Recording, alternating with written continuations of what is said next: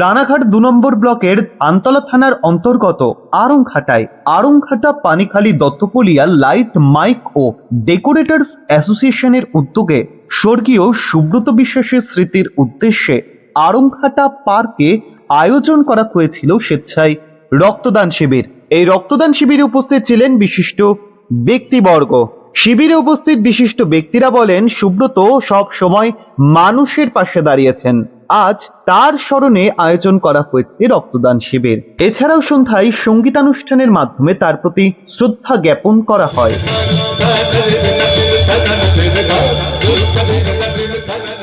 আড়ংঘাটা পানিখালি এবং Duttapulia light mic ডেকোরেটর্স owners সে ডাকে স্বর্গীয় সুব্রত বিশ্বাস তার স্মরণে যে রক্তদান শিবির এবং সেইটাকে কেন্দ্র করে সান্ধ্যকালীন যে বিচিত্র অনুষ্ঠানের আয়োজন হয়েছিল আড়ংঘাটা পার্কে, অনেক দিন বাদে আমরা অনেক জায়গায় আড়ংঘাটার আশেপাশে অনেক সঙ্গীত শুনে বেড়াই, কিন্তু নিশ্চিতভাবে আমি দীর্ঘ সময় ধরে শুনছিলাম ডেকোরেটর্স ইউনিয়নের এই ডুয়েট সঙ্গীত সৌগত এবং সোমদত্ত।